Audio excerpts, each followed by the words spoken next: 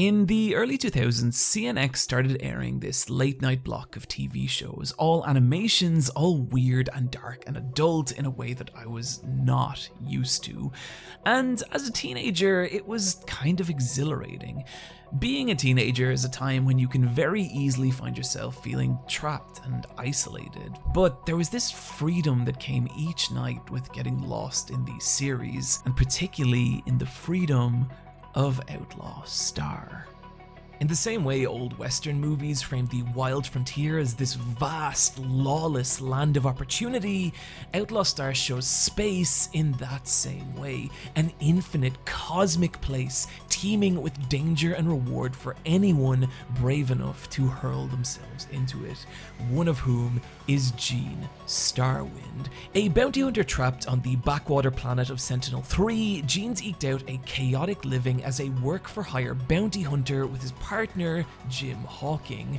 I use the word trapped because while Gene has always dreamed of space travel, there's the mild matter of the horrific childhood trauma caused by a childhood trip into space, resulting in him witnessing the violent death of his father. And now, even just a glance at space will double Gene over in paralyzing attacks of anxiety in scenes that directly mirror me hitting upload on a YouTube video. And so, while Gene dreams of space travel, he's trapped, psychologically shackled to this planet.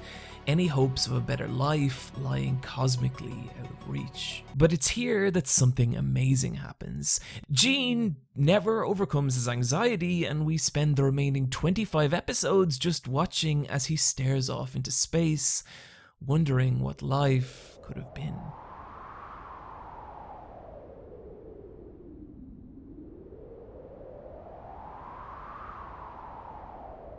That of course does not happen. Gene takes a job as a bodyguard from a mysterious woman, and in doing so becomes entangled with a group of evil space wizards, meets a bio-android named Melfina, who is the key to the galactic ley line, a mysterious entity lying somewhere in the deep reaches of space, with Gene eventually forming a ragtag crew in search of the ley line aboard his ship, the Outlaw Star. And maybe right now you're thinking, hang on Eyepatch Wolf, did you just say space wizard? And yes, I did. Me? Part of the appeal of Outlaw Star is its brazen disregard in keeping its science fiction in any way grounded. Old men shoot dragons, cats pilot spaceships, there's a mind-controlling cactus, and Gene's main weapon is a caster, a gun that shoots magical spells made by wizards who live on a hot spring planet and play erotic table tennis. And it's dumb, but it's also kind of a blast. Gene only having a very limited supply of caster shells, meaning there's a real weight whenever one goes off in battle. Their power emphasized by some beautifully creative animation, and it's so stupid, but it's so much fun. And that's exactly what I'd say of the space battles. Each ship being equipped with grappler arms, meaning it's now possible for spaceships to engage in karate fights, but also carry space pistols, space nunchucks, and space samurai swords. This is a world where one spaceship can punch another in the face, and that's just accepted as something that happens. And what I'm getting at here is the universe of Outlaw Star is wild. You can tell the author Takehiko Ito had a lot of fun in creating the manga the series is based on, and while the series is nowhere near as horny as the manga, there's always this feeling of just fuck everything and let's make a fun story. And that's really important because the idea of just carving your own path and doing what makes you happy is a big part of Outlaw Star. See, any character in Outlaw Star falls under one of three distinct factions: the Space Federation, who uphold law and order throughout the universe, the Space Pirates, a vast and violent criminal dynasty, and Outlaws, people who don't align themselves with either of the other factions and instead choose to live life their own way, searching out their own freedom. And it's that third group that Gene falls into. He's a person who lives outside the boundaries of the law, danger, or on occasion, human decency. He'll often resort to underhanded tactics in a showdown, which is his main way of surviving opponents more trained and dangerous than he is. And this makes his fights really entertaining to watch, but it also drives home the feeling that this is a dude living life by his own standards and carving out his own path. And it's that path that carries him in his journey across the galaxy that makes up the story of Outlaw Star. And a big part of what makes that journey feel meaningful is how it takes place in a universe that feels alive with life and culture, something Outlaw Star conveys beautifully through its environmental art. Even when showing the deep emptiness of space, Outlaw Star rarely portrays solar systems as infinite star-speckled blackness, but instead as these explosive bursts of colour, making them feel like these enticing, intriguing locations. And that same sense of intrigue carries through from the lonely, quiet frontiers of its alien worlds to the neon-drenched streets of its colonized cities. Even just from still images, these locations feel so teeming with life and culture. And a big part of that is how Outlaw Star splices its space cowboy aesthetic with this awesome neo-Taoist feel, fusing futuristic sci-fi with old-world Asian mysticism, a culture you can feel right down to the clothing of its incidental characters and even in the combat ability of some of its people. Meaning there's this through line that binds the distinctive worlds of Outlaw Star together, making for a cohesive universe that feels unique and alien and beautiful. But there's something more to these locations too. There's an atmosphere, one that grounds these characters in these environments. And what I think that comes down to is how Outlaw Star uses light and shadow to create a sense of space. Which brings us to the exciting world of beginner's color theory. Please don't click off the video, I love you. The basics of color theory work like this. You can break any color down into 3 values. Its hue, which for lack of a better term is its color, red, green, blue, etc. Tone, which is how bright or dark a color is, and saturation, which is its purity, colors of high saturation being bold and vivid, low saturation being muted and grey. A lot of beginners artists tend to only think about light and shadow in terms of tone, i.e. bright and dark. And so if they wanted to choose a color for a character's shadow, they might color pick that character's skin and then simply lower the tone to signify shadow. This is a very limited way of thinking about color, as you're only using 1/3 of its values and not conveying anything about the effect the light of the environment would have on the character. And so it just looks kinda muddy and dull. A more effective approach is less to think of color as bright and dark and think about it more as warm and cool, to adjust not just the tone but also the hue and saturation to help convey how a character's environment affects how light and shadow falls on them. For example, mixing in more blues with the shadow to give it a colder, lonelier feel. And when you start to think of light and shadow like this, you start to see how malleable and expressive color can be, how it's possible to give scenes and characters a completely different look and feel just by manipulating their color values. And this is something Outlaw Star does really beautifully.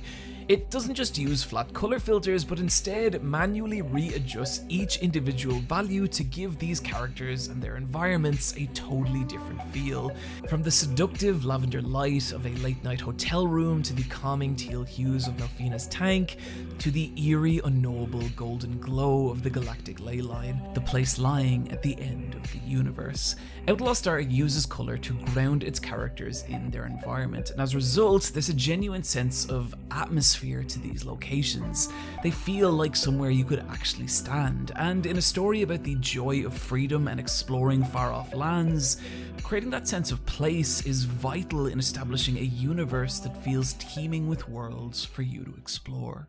While there are these little nuggets of lore at the beginning of each episode, Outlaw Star communicates a lot about its universe visually, and you can feel that same visual storytelling in its characters. To me, Outlaw Star is a show at the peak of 90s anime aesthetic, and what I mean by that is since the early 70s, the complexity of character designs in anime had gradually been increasing, to the point that towards the late 80s, you were starting to see more detailed, complicated character designs that walk the line between being believably drawn, but also hyper-stylized. And it's the maturation of that design sense that I really love in 90s anime, and particularly in Outlaw Star.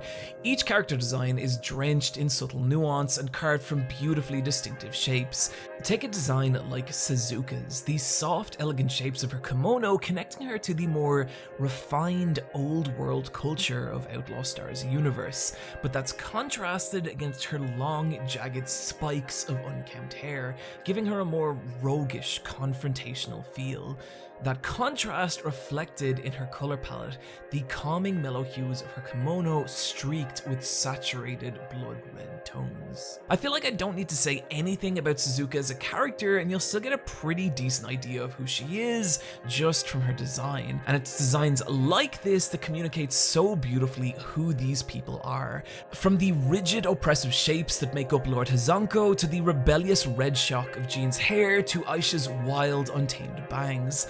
These designs are creative and fun, but they also tell you a lot about these characters before they ever even open their mouths. And only enhancing that feeling is the animation. There's a lot of really nice, loose action scenes, but there's also a distinctive quality to how each character moves. Like, compare the cartoonish, energetic animation of Aisha to the elegant, careful movements of Melfina. And what it all means is we come to know these characters just as much through how they look and move as we do through what they do and say.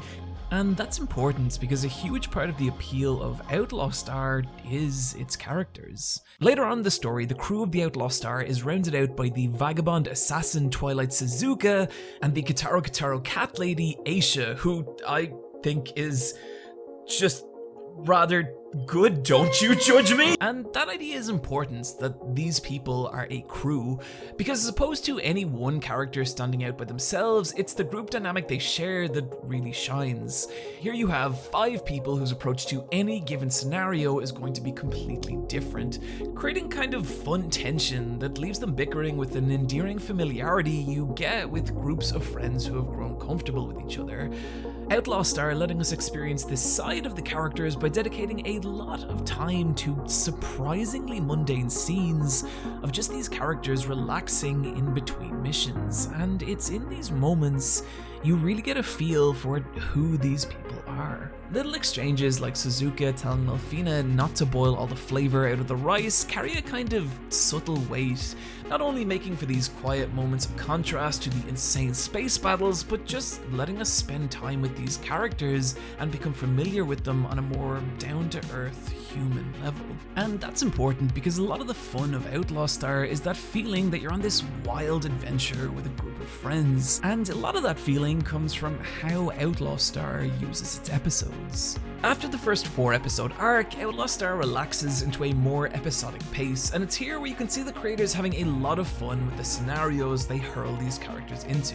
One episode could see the crew joining a crusty deep-sea captain on a voyage to a liquid planet battling giant space crustaceans, the next attempting to infiltrate a women's wrestling tournament where one of the contestants is a secret werewolf. Hang on, Eyepatch Wolf. Stop interrupting the video! Other episodes are more grounded and lets us see the subtler side of these characters, like watching Jim make friends with Mysterious Girl on a space station before the two are forced to go their separate ways forever, in a bittersweet little story that reminds you, despite everything, Jim's still just a kid. And it's moments like these, when Outlaw Star uses its episode to build these characters and their relationships, that the show is at its strongest, and can occasionally hit surprisingly hard. Like, let's talk about episode 15, The Seven Emerge. Up until episode 15, Outlaw Star's been this fun romp, Jean and his crew for the most part overcoming handily every obstacle that's put in their way. But that all comes to a crashing halt when early one morning, Jean is met by a lone gunman claiming to be a member of the On-10-7, a group of deadly space pirate assassins also pursuing the galactic ley line. But when Jean tries to preemptively take out his opponent, he realizes that for the first time, this is an enemy he cannot beat. The gunman telling Jean that they will duel at noon tomorrow, and that Jean has just 24 hours to make peace with the fact that he's about to die. For a show that can be as zany as Outlaw Star, this episode does a surprisingly good job of framing Gene as this young guy coming to terms with his mortality for the first time, and he slips into this lethargic depression, drowning his fears in a dingy back alley bar. And it's here he meets an old man who tells Gene that the one to invariably survive duels is often the person that life means the most to. That night, Gene is plagued by visions of his own death, but when Melfina tries to comfort him, Gene drunkenly grabs at her, and she pulls away, devastated and crying, and it's such an uncomfortable scene, echoing our capacity to hurt the people closest to us when we're at our lowest. Gene arrives the next morning at the duel, and despite being shot, manages to kill the gunman, and for a moment it's all over, before realizing that the real on-10 assassin is actually the old man from the bar. And now Gene, wounded and facing an opponent of much greater skill and experience, pulls out every trick in his arsenal, but nothing works. And as the fight goes on, Gene is viciously beaten and broken, to the point that his crewmates can't stand to just watch anymore and intervene, desperately fighting to protect their friend. But just like Gene, each one struggles against the deadly assassin, and it's a sad and desperate fight, and one by one, each member of the Outlaw Star falls, until it's just Gene and the assassin left. And in a stroke of fate, the old man's gun misfires and Gene lands a lucky kill shot. Afterwards, the crew of the Outlaw Star gather together, and there's this feeling that they barely survived this encounter, but they did through each other. That this journey is more vast and dangerous than any of them could have imagined, but together they can survive. This is the heart of Outlaw Star, the feeling of breaking free from your constraints, blazing your own path across the universe, and exploring these beautiful alien locations with your friends. And I think that's why the show meant so much to me when I first watched it as a teenager. I've talked about this before, but I didn't enjoy being a teenager. I didn't do well socially or academically or any other way that young people are taught to measure their own worth. And because of that, I just felt kinda trapped. And Outlaw Star was the perfect escape from that feeling. A story about freedom, adventure, and friends, all things that I felt like I was missing from my own life. But over the years, something started to happen. I went to college, I made friends, I started traveling, I made this channel, and as I started finding my own way, Gene's story about breaking free from a life you're not happy with, I just didn't need it the same way I used to. I got older. My connection with Outlaw Star began to fade. But as it did, another show started to become more relevant, one that had also aired on that late night block on CNX, Cowboy Bebop, which released just 4 months after Outlaw Star, also about a ragtag collection of people exploring a Western-inspired sci-fi universe aboard a spaceship, but one that would go on to redefine what anime television could be. And I think in a way, Outlaw Star has always lived in the shadow of Bebop, and I can understand that. While I could feel myself growing out of Outlaw Star, I could feel myself growing into Cowboy Bebop. I watched myself become these characters, gradually encumbered by the weight of life, collecting scars, and moving on regardless.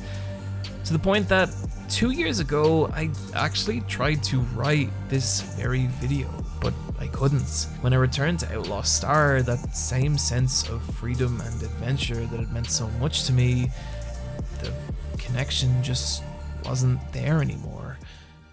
I was different, and I moved on. So, why? Why go back to this show now in a video format I've mostly left behind? And well,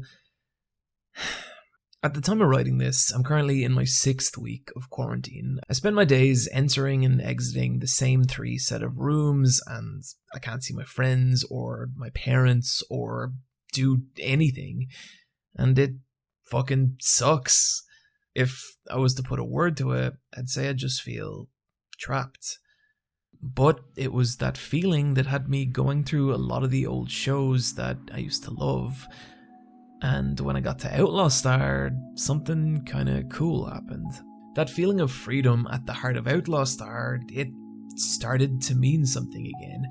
Every night I'd sit down and watch an episode, and it was 22 minutes that the walls of this apartment just melted away. And I felt free. And I think there's something really cool about that. The idea that the kind of escapism we crave changes with when, where, and what we are. And the way things are, I just really needed a story that felt like me and my friends blasting across an infinite, stupid, and beautiful universe. I get the feeling a lot of people could probably use that right now. And that's why you should watch Outlaw Star.